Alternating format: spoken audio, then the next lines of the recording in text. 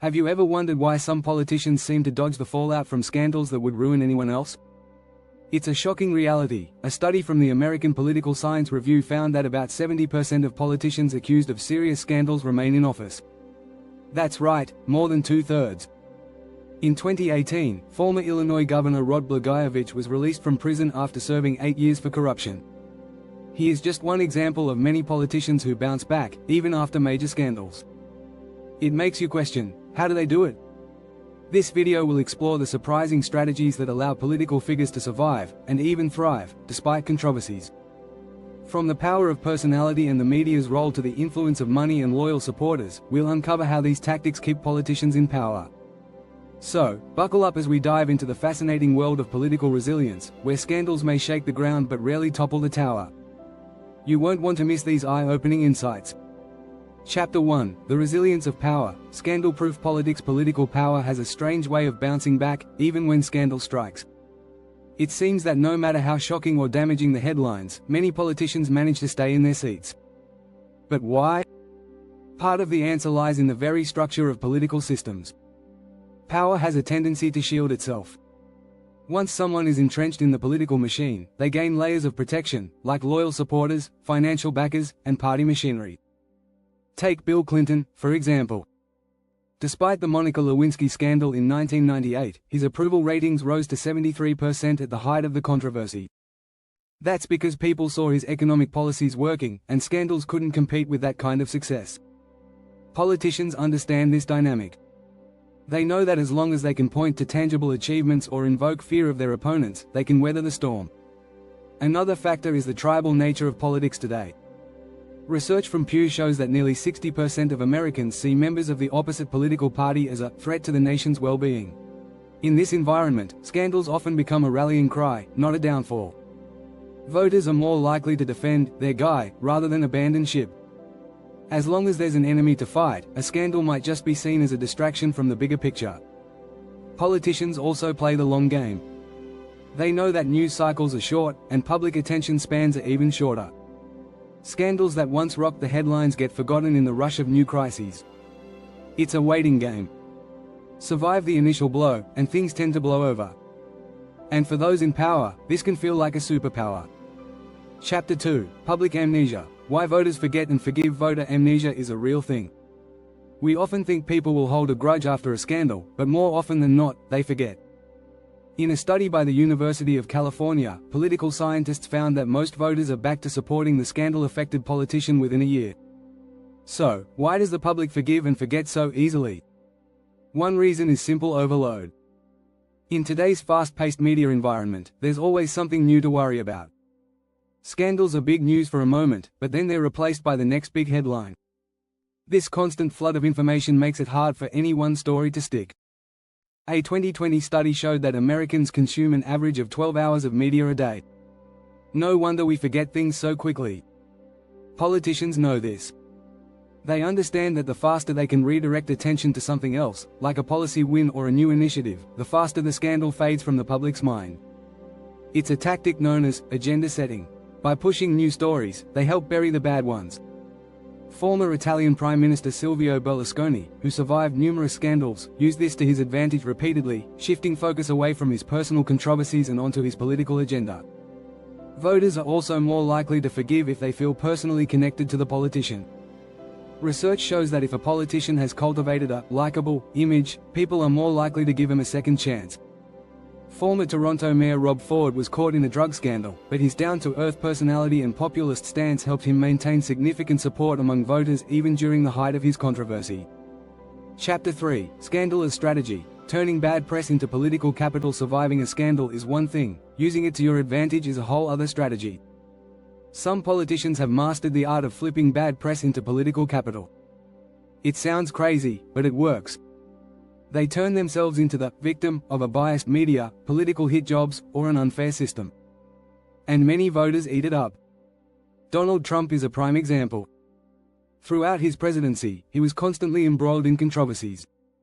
Instead of shying away, he leaned into them. By branding negative stories as fake news, he painted himself as the target of a corrupt establishment.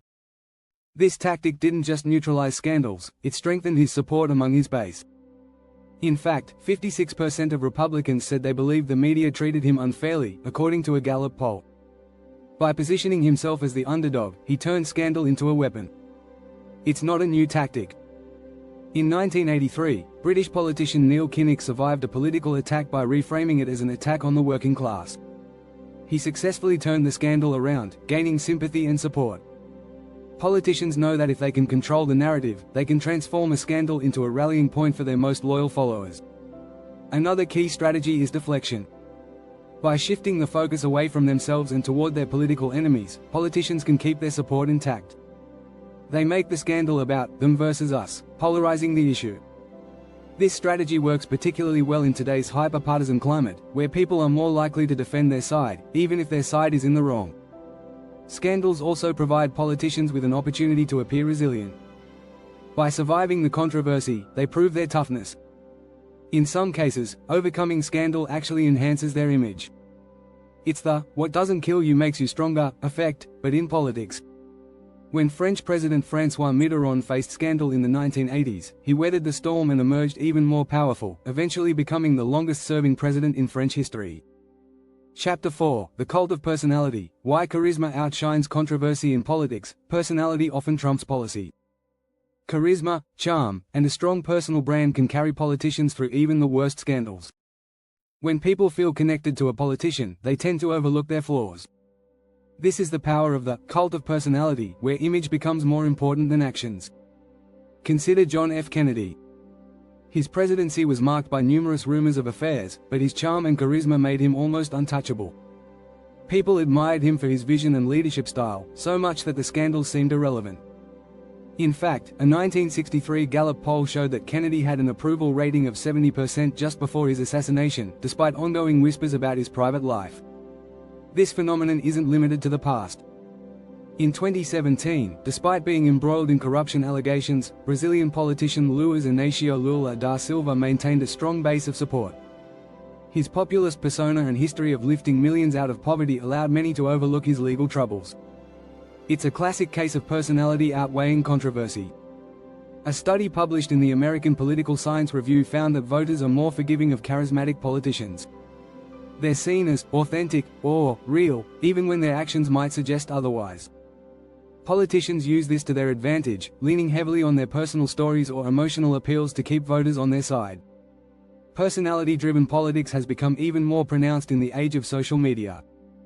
Politicians like Alexandria Ocasio-Cortez or Boris Johnson have built strong personal brands that go beyond their policies. When a scandal hits, their charismatic presence online and ability to connect with supporters helps deflect negative attention. In short, politicians who can cultivate a strong personal connection with the public are often able to survive scandals unscathed. Voters see them as more than just their political actions, they see them as relatable, human, and ultimately forgivable. Chapter 5: The Media's Role. Scandal narratives and their limits. The media plays a crucial role in shaping how scandals are perceived, but its influence has limits. While the press often serves as the gatekeeper for scandals, determining which stories get attention, it also plays a part in why those stories eventually fade away. In today's fragmented media landscape, the way a scandal is covered can vary widely depending on the source. Conservative outlets might downplay or ignore a scandal involving a Republican politician, while liberal media might highlight it. This selective coverage creates echo chambers where people only hear what aligns with their existing views. A 2019 study from the Journal of Politics found that 62% of Americans rely on news sources that match their political beliefs, reducing the impact of negative coverage from opposing viewpoints. In this polarized environment, scandals don't always resonate across the board. What's considered a huge story on one side of the aisle might barely make a blip on the other. This allows politicians to survive by leaning into their base and letting partisan media handle the fallout. Media fatigue is another big factor. Scandal saturation means that the public gets tired of hearing about the same controversy day after day.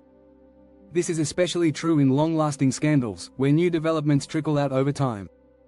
The media might keep the story alive, but the public's interest wanes. According to the Reuters Institute Digital News Report, 38% of people now avoid news because they find it too repetitive or overwhelming. Politicians also know how to manipulate the media's focus. When a scandal breaks, some will flood the news cycle with new policies, statements, or even distractions to shift the narrative. Donald Trump famously used Twitter as a tool to dominate headlines, often redirecting attention from negative stories to whatever he tweeted next. It's a strategy that works because it feeds into the media's need for fresh content. Ultimately, while the media plays a huge role in exposing scandals, its ability to sustain outrage is limited.